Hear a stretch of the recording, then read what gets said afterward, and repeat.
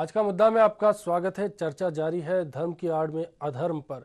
हमारे साथ है न्यूज़ हेड प्रताप राव। प्रताप जी, ब्रेक पर जाने से पहले मैंने कहा था एक सवाल है। सवाल ये कि ऐसे बाबाओं की दुकान आखिर पनप क्यों रही है? क्या समाज में विकृति है? लोगों के मन में कुछ भावनाएं, कुछ ऐसी चीज है जिसको शांत करने के लिए? विकृति नहीं है, जागृति नहीं है। जागृति। हमें हमें खुद को सही करना पड़ेगा कि जागृति नहीं है, चेतना की जरूरत है, गोरखनाथ की जरूरत है। वो गोरखनाथ जिसने मच्छंदर नाथ को चेता दिया, वो विश्वामित्र की जरूरत है जिसने दशरथ, राम और लक्ष्मण को चेता दिया था जी। आज ऐसे संत की जरूरत है, ऐसे व्यक्ति की जरूरत है। और मुझे लगता है कि क्योंकि कलयुग है, ये कलयुग में कोई व्यक्ति नहीं आएगा, ऐसे समाज को उठना होगा, समाज को विश्वामित्र का काम करना होगा, समाज को परशुराम का काम करना होगा, समाज को आज ऐसे काम करने होंगे कि इस तरह की जो विकृतियां हमारी संस्कृति में आ गई हैं जी, वो खत्म हो जाए। इसके लिए सबसे पहले जागृति की जरूरत है। मेरा मानना है कि समाज यदि चेत गया, समाज यदि उठ खड़ा हुआ, तो शायद ये इतनी बड़ी समस्या नहीं है जो हमें इस तरह से सालती रहे, हमारी आस्थाओं से खिलवाड़ करती रहे, हमारे ऊपर लगातार हमले करती रहे। अश्विनी, ये इसलिए भी बहुत जरूरत है। आज हम भारत के रूप में इसलिए हैं क्योंकि संस्कृति का प्रवाह चल रहा है जी। यदि ये इस तरह से प्रवाह रुक गया, गंदा नाला बन गया, आज गंगा मैली हो गई है, उसे शुद्ध करने के लिए हमें कितने पापड़ बेलने पड़ रहे हैं। यदि हमारी संस्कृति का प्रवाह भी इस तरह से मटमैला, गंदला और काला हो गया तो हम भी मिट जाएंगे। कभी इतिहास की चीज बन जाएगी कि भारतीय संस्कृति इतिहास की चीज बन जाएगी। इसलिए इसको बचाने के लिए बहुत जरूरी है कि हमें चेतना पड़ेगा। हमें हमारी आने वाली पीढ़ियों को वो हमारे पूर्वजों का यदि प्रवाह देना है तो आज ही हमें इस धारा को शुद्ध करना बिल्कुल होगा। प्रताप जी, जैसा कि अभी तक हमने देखा कि कैसे सेक्स रैकेट, सेक्स स्कैंडल्स के जरिए कुछ बाबाओं का मामला सामने आया है, और ऐसे ही एक बाबा हैं जिन्होंने देवीय शक्ति का नाम लिया, लेकिन बाद में जब आरोप लगे, उन्हीं के श्रद्धालुओं ने आरोप लगाए, तो हकीकत कुछ और नजर आई। देखते हैं क्लिप। नाम निर्मलजीत सिंह नरूला उर्फ निर्मल बाबा। काम दरबार लगा भक्तों की समस्या सुलझाना, पर सच कुछ और। यूं तो देश भर में ऐसे कई साधु संत हैं जो लाचार और असहाय लोगों की मदद करने का दावा करते हैं, लेकिन इस बाबा ने सभी मददगारों को पीछे छोड़ दिया। वह है निर्मल बाबा, थर्ड आई ऑफ निर्मल बाबा। सरीखे कार्यक्रमों में नजर आने वाले ये बाबा अपने अजीबोगरीब उपायों से भक्तों की समस्याएं सुलझाने का दावा करते हैं। वैसे तो उनका और आरोपों का साथ दिनों दिन बढ़ता ही जा रहा है, लेकिन हालिया में उन पर जो गंभीर आरोप लगे हैं उनसे पार पाने के लिए शायद अब बाबा को अपने ही नुस्खे अपनाने होंगे। कैसे बना निर्मलजीत सिंह नरूला? निर्मल बाबा और लगाया निर्मल दरबार। निर्मल बाबा की अपार कृपा का काला सच सबके सामने उजागर हुआ। एक आम इंसान की भांति गरीबी, बेकारी और बेरोजगारी के साथ साथ पारिवारिक चुनौतियों की दलदल में घिरा निर्मलजीत सिंह नरूला उर्फ निर्मल बाबा न तो ईंट भट्टे के काम में सफल हो पाया और न लकड़ी के व्यापार में कामयाब हो पाया और न कपड़े की दुकानदारी चला पाता है, और वहीं बेबस आदमी गिने चुने दिनों में सालाना करोड़ों कमाने लगा, कोठियों, बंगलों, कारों आदि का मालिक बन गया और देश के 3-4 दर्जन समाचार चैनलों पर सुबह शाम अपनी कृपा बरसाने लगा। लेकिन बड़े कमाल की बात है कि ईमानदारी और मेहनत वाले हर काम में असफल रहने वाला नकारा व्यक्ति देश के करोड़ों कर्मठ लोगों का भाग्य विधाता बन बैठा और लोगों को लूटना शुरू कर दिया। बाबा पर यह आरोप लगाए गए हैं कि वह पैसे देकर अन्य लोगों से अपना महिमा मंडन करवाता है, और निर्मल बाबा जिस दैविक शक्ति का दावा करते हैं वह पूर्ण तरु खोखला और निराधार है। लोगों की शिकायत है कि चैनलों में निर्मल बाबा को ईश्वर का अवतार और दुखों का हरण करने वाला बाबा के रूप में प्रचारित किया जा रहा है। तो ये थे निर्मल बाबा।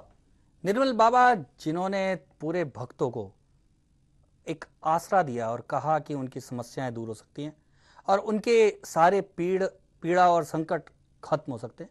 लेकिन जब खुलासा हुआ तो पता चला कि निर्मल बाबा वास्तव में कितने मैले हैं। तो कुल मिलाकर हमारे समाज में किस तरह से धर्म संस्कृति की आड़ में किस तरह से निर्मल बाबा, कभी स्वामी नित्यानंद तो कभी स्वामी प्रेमानंद और इस तरह के लोग एक के बाद एक आते जा रहे हैं जो हमारी संस्कृति के प्रवाह के लिए कितने खतरनाक सिद्ध हो रहे हैं। अश्विनी, ये सारा विषय इसलिए और बहुत बढ़ गया है क्योंकि ये तो अभी चंद लोग आए हैं, न जाने इस वेश में कितने ऐसे सपोले छुपे हुए हैं। छोटे-छोटे हमें शहरों इन्हें में एक एक करके किस तरह से निकालना है, ये एक ऐसी ज़रूरत बन गई है समाज के लिए। यदि हमें संस्कृति के प्रवाह को बनाए रखना है तो बहुत ज़रूरी है हम इन जहरीले सांपों को निकाल फेंकें। बिल्कुल प्रताप जी, छोटे छोटे शहर हैं, कई जगह ऐसी हैं जहाँ पर इस तरह के बाबा पनपते हैं और नाम भी सामने नहीं आते, बड़े बड़े नाम सामने आ चुके हैं। और इस वक्त हमारे साथ हैं संस्कृत के विद्वान कौशलेंद्र, फोन लाइन पर हैं। कौशलेंद्र जी, धर्म की आड़ में जो अधर्म हो रहा है, जिस तरह से लोगों को झांसा दिया जा रहा है, क्या कहेंगे आप इस बारे में? नहीं, बिल्कुल ये बात स्वाभाविक रूप से एकदम सही है कि धर्म के नाम पर, वैदिक सनातन धर्म के नाम के ऊपर अनेक लोग ऐसे धर्माडंबरी धर्म के बीच घुस गए हैं, जो लोग निश्चित रूप से धर्म की उस सनातन एवं पुरातन महिमा को गिराने में लगे हुए हैं। और इस बात को समझना चाहिए, मेरा एक हमेशा निवेदन रहता है, वो मैं इस माध्यम से भी कहना चाहता हूँ कि जनता को इस बात को परखना चाहिए कि जिस तरह से हम लोग हर चीज को परख करके ही स्वीकार करते हैं, भले वो खाद्य हो, पेय पदार्थ हो या हमारे लिए कोई संग्रहणीय पदार्थ हो, उसी तरह से धर्म के बीच भी जो धर्माडंबरी लोग घुस गए हैं, उन धर्माडंबरी लोगों को चिन्हित करने का काम किसी शासन के द्वारा तो संभव नहीं है, क्योंकि ऐसी कोई धारा नहीं है। जो लोग उनको मानने वाले हैं वे स्वयं उनको चिन्हित करके ऐसे धर्माडंबरियों को धर्म से बाहर निकाल फेंके। कौशलेंद्र जी, एक बड़ा सवाल ये उठता है, आप तो स्वामी रामानंद के शिष्य हैं। रामानंद ने किस तरह से समाज में फैली उस समय जो संप्रदाय में और समाज में किस तरह की जो दूषित वातावरण बन गया था, उसको शुद्ध करने के लिए जिस तरह से अभियान चलाया था, क्या अब साधु समाज में वो ताकत नहीं रह गई है जो अपने इस गंदगी को दूर कर सके? नहीं, ये आपकी बात सर बहुत जी आपकी बात ये वस्तुतः बहुत महत्वपूर्ण है जी। और मैं इसमें ये जोड़ना चाहता हूँ कि 600 साल पहले स्वामी रामानंद के समय की जो स्थितियां और परिस्थितियां थी समाज में जी, वे परिस्थितियां और स्थितियां आज से बहुत बदली सी और बहुत ही परिवर्तित परिस्थितियां हैं। इन परिस्थितियों के बीच भी आज का जो साधु समाज है, उस साधु समाज में बहुत ही अच्छे पढ़े लिखे विद्वान चरित्रवान और नायक संत लोग हैं। इन संतों को चाहिए कि उन रामानंद जी को अपनी दृष्टि में रख करके आज के प्रदूषित समाज के बीच में चरित्र, विद्या और विनम्रता, इन तीनों को साथ लेकर के जातीय विद्वेष को दूर फैला करके एक नवीन सभ्य समाज का निर्माण तो धर्म के माध्यम से करना। कौशलेंद्र जी, बड़ा सवाल ये उठता है कि क्योंकि साधु समाज, संत समाज खुद बटा हुआ है, एक दूसरे स्वार्थ में विलुप्त है, और जिस तरह से संलिप्त है स्वार्थ में, और जिस तरह से धन और आडंबर का सारा खेल साधु समाज में भी हो रहा है, उसके चलते शायद वो कुछ निर्णय नहीं कर पा रहा। बिल्कुल सही है कि विभिन्न राजनीतिक दलों की भांति संतों ने भी अपने अपने राजनीतिक अखाड़े और अपने अपने राजनीतिक दल और अपनी अपनी राजनीतिक विचारधाराएं बना ली हैं, जिनका भरपूर नुकसान मैं नहीं जानता संत समाज को कितना हो रहा है, मगर इतना निर्धारित है कि उसका भरपूर नुकसान भारतीय समाज को, विशेषकर हिंदू समाज को और भारत की उदार संस्कृति को जमकर के हो रहा है। धन्यवाद कौशलेंद्र जी। तो कुल मिलाकर कौशलेंद्र जी भी हमारी बात से सहमत है, क्योंकि वो रामानंदी संप्रदाय को मानने वाले हैं और काफी सक्रिय रहते हैं। रामानंद, जो स्वामी रामानंद हुए, उन्होंने जिस तरह से वो बता रहे थे 600 साल पहले इसी तरह की कुछ ऐसी घटनाएं हुई, साधु समाज में विकृतियां आई, उनको शुद्ध करने के लिए उन्होंने रामानंद संप्रदाय की स्थापना की और शुरुआत की थी। तो कुल मिलाकर हमें ऐसा चाहिए, रामानंद चाहिए, विश्वामित्र चाहिए, परशुराम चाहिए, जो समाज को इस तरह से विसंगतियों से दूर करके, विकृतियों से दूर करके समाज को आगे बढ़ा सके। जी बिल्कुल प्रताप जी, हमने देखा विभिन्न लोगों की राय जानी, अब देख लेते हैं जनता जनार्दन, प्रदेश की जनता क्या कहती है इस बारे में। धर्म के नाम पर जिनकी कोई क्वालिफिकेशन नहीं है, धर्म के नाम पर वो लोग प्रवचन कर रहे हैं और जनता के पैसों को ठग रहे हैं। प्रशासन और सरकार इन पर कोई रोक नहीं लगा रही है। तो धर्म में, हमारे हिंदुस्तान में धर्म की जो बातें करते हैं, जो ऋषि मुनियों का ये देश रहा है, उसमें आप देखो अधर्म हो रहा है। आम पब्लिक जो है वो बिल्कुल परेशान है, और एक बाबाओं के पास, जैसे कि निर्मल बाबा है, इसके पास कितनी हमें स्वयं अपने विवेक से काम लेना चाहिए, और ऐसे लोगों को जहां हमें लग रहा है कि धर्म के साथ ये खिलवाड़ कर रहे हैं या अपने आप को ज्यादा महत्व या भगवान के समकक्ष बना रहे हैं, हमें इनको नकारना ही चाहिए। हमें खुद के अपने विवेक से इनसे बचना चाहिए। हमको अच्छे कार्य करके ही भगवान की प्राप्ति हो सकती है। इन साधुओं डोंगियों से दूर रहें। कोई जादू टोना कोई काम नहीं करता है, जो आप करोगे वही जीवन में आपका लक्ष्य आगे बढ़ाएगा। निर्मल बाबा अपनी जेबों को भर रहे हैं, इनको सजा होनी चाहिए और इनको सबक मिलना चाहिए कि धर्म के नाम पे किसी बंधुओं से पैसा ना लिया जाए। इस तरह का जो लोग जो भी कृत्य कर रहे हैं, हमें सामाजिक स्तर पे, राजनीतिक स्तर पे भी इनका खुलासा करना। बाबा और साधु के वेश की आड़ के अंदर इनका जो पर्पज होता है वो पैसा कमाना और लोगों की भावनाओं से फायदा उठाना होता है। वर्तमान में जो तरह तरह के जो ये बाबा लोग पकड़ में आ रहे हैं, इनसे कहीं ना कहीं धर्म से विश्वास उठ रहा है। ये बाबा पकड़ में आ रहे हैं, इन्होंने लोगों की भावनाओं के साथ खिलवाड़ कर रखा है। भारतवासी सब इन बाबों पर विश्वास कर लेते हैं, लेकिन ये इन लोगों का गलत फायदा उठाते हैं। तक भारतवासी इस अंधविश्वास को दूर करके ऊपर नहीं उठेंगे और एजुकेटेड होकर इन बाबाओं को बंद नहीं करवाएंगे, जब तक कुछ नहीं हो सकता। कहीं ना कहीं ये कमी इन बाबाओं को फायदा इसीलिए मिलता है कि इस देश के वासियों के अंदर कमी है, उनकी सोच का विकास होना चाहिए।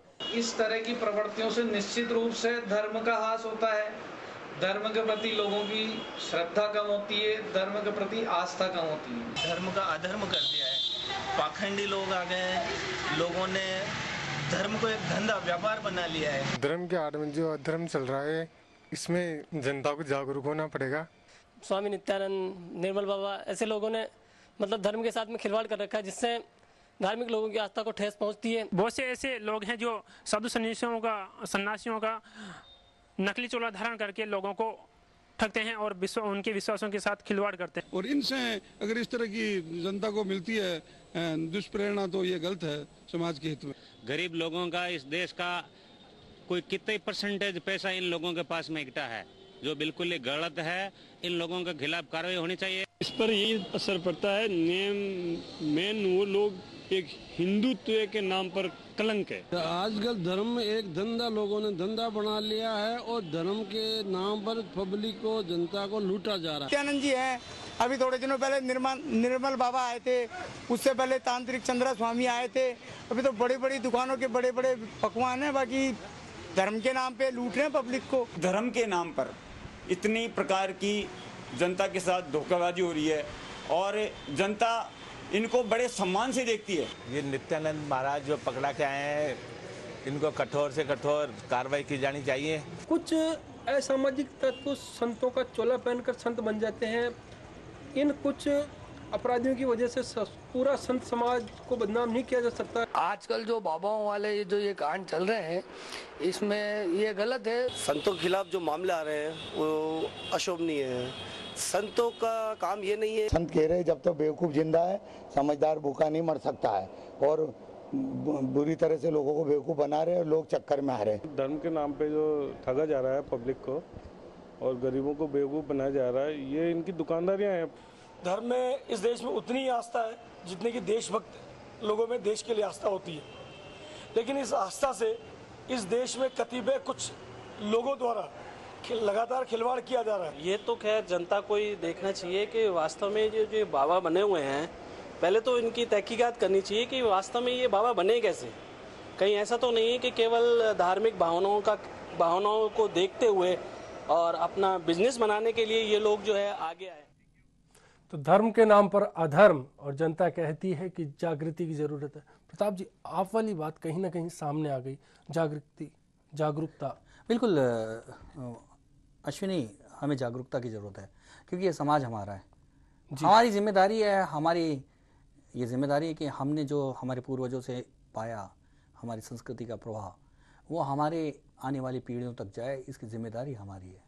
और इसके लिए ज़रूरी है, मुझे एक कविता याद आ रही है जी, जो संस्कृति अभी तक दुर्जय सी बनी है, जिसका विशाल मंदिर आदर्श का धनी है। हमारे जो भारत की संस्कृति है वो दुनिया में आदर्श की तरह, जब हम चेत जाएंगे और हमारी संस्कृति के इस गंदेलेपन को हटा देंगे, बिल्कुल उसकी विजय ध्वजाले हम विश्व में फिरेंगे, संस्कृति सुरभि पवन बन हम कुंज में बहेंगे, तब हमारी संस्कृति अजर और अमर बनेगी। ये जिम्मेदारी है हमारी कि इस तरह के बाबाओं को नकार दें, जो बाबा धन पर ज़्यादा और व्यभिचार पर ज़्यादा ध्यान देते हैं, उनको बिल्कुल समाज से कीड़े मकोड़ों की तरह निकाल के फेंक दिया जाए, तभी हमारी संस्कृति